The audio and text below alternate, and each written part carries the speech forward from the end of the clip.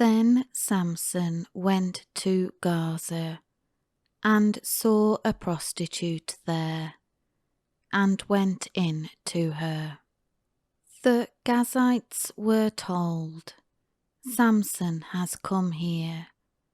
So they surrounded the place, and waited all night at the gate of the city to ambush him.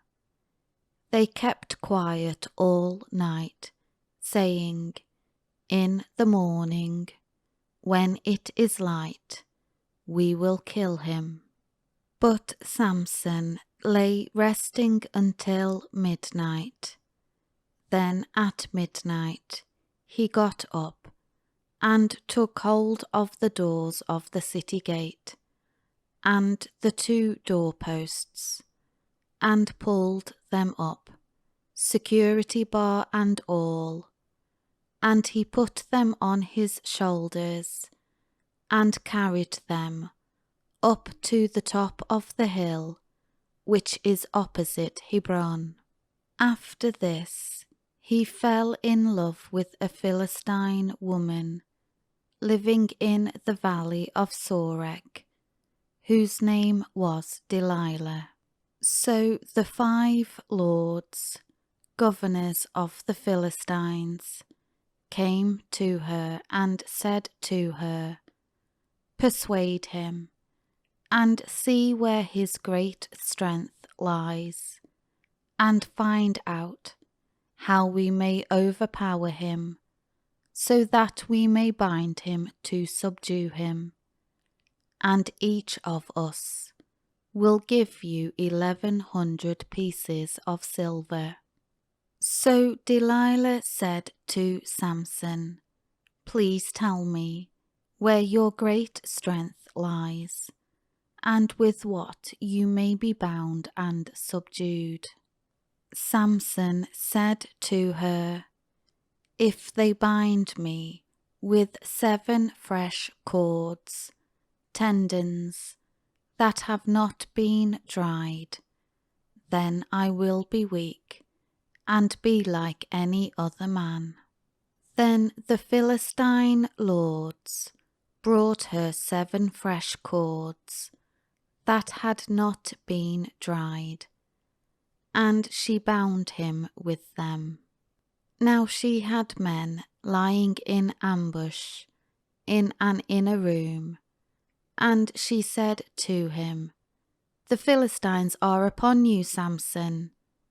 And he broke the cords, as a string of tow breaks when it touches fire. So the secret of his strength was not discovered. Then Delilah said to Samson, "See now, you have mocked me and told me lies. Now please tell me truthfully how you may be bound."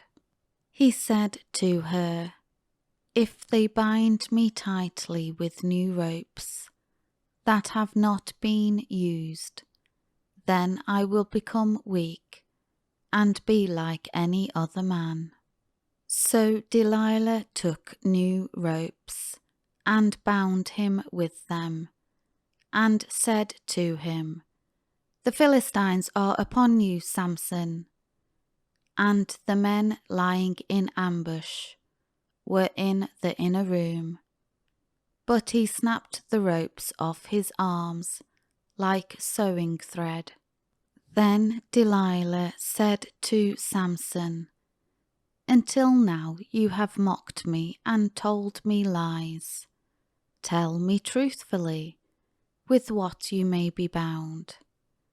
And he said to her, "If you weave the 7 braids of my hair with the web, and fasten it with a pin, then I will become weak and be like any other man."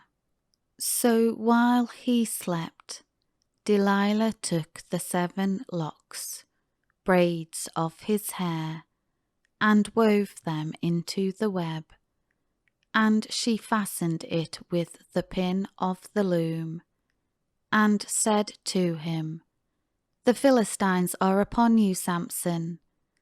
And he awoke from his sleep, and pulled out the pin of the weaver's loom, and the web. Then she said to him, How can you say, I love you, when your heart is not with me? You have mocked me these 3 times, and have not told me where your great strength lies. When she pressured him day after day with her words, and pleaded with him, he was annoyed to death. Then finally he told her everything that was in his heart, and said to her, A razor has never been used on my head, for I have been a Nazarite to God from my mother's womb. If I am shaved, then my strength will leave me, and I will become weak, and be like any other man. Then Delilah realized that he had told her everything in his heart. So she sent and called for the Philistine lords, saying, Come up this once, because he has told me everything in his heart. Then the Philistine lords came up to her, and brought the money they had promised in their hands. She made Samson sleep on her knees, and she called a man, and had him shave off the 7 braids of his head. Then she began to abuse Samson, and his strength left him. She said, The Philistines are upon you, Samson. And he awoke from his sleep and said, I will go out, as I have time after time, and shake myself free. For Samson did not know that the Lord had departed from him. Then the Philistines seized him, and gouged out his eyes. And they brought him down to Gaza, and bound him with 2 bronze chains. And he was forced to be a grinder of grain into flour at the mill in the prison. But the hair of his head began to grow again after it had been shaved off. Now the Philistine lords gathered together to offer a great sacrifice to Dagon their god, and to celebrate. For they said, Our God has given Samson our enemy into our hands. When the people saw Samson, they praised their God, for they said, Our God has handed over our enemy to us, the ravager of our country, who has killed many of us. Now when they were in high spirits, they said, Call for Samson, so that he may amuse us. So they called Samson out of the prison, and he entertained them. They made him stand between the pillars.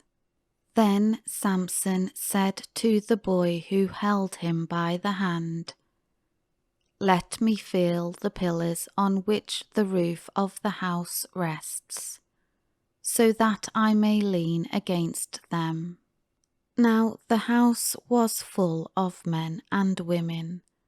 All the Philistine lords were there, and on the flat roof were about 3,000 men and women, who looked on while Samson was entertaining them.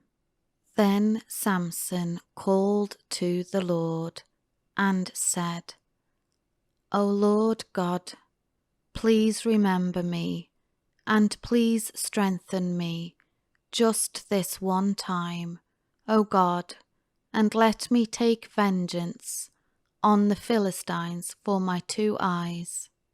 Samson took hold of the 2 middle support pillars on which the house rested, and braced himself against them, one with his right hand, and the other with his left. And Samson said, Let me die with the Philistines. And he stretched out with all his might, collapsing the support pillars, and the house fell on the lords and on all the people who were in it. So the dead, whom he killed at his death, were more than those whom he had killed during his life. Then his brothers and his father's entire tribal household came down, took him, and brought him up, and they buried him in the tomb of Manoah his father, which was between Zorah and Eshtaol. So Samson had judged Israel for 20 years.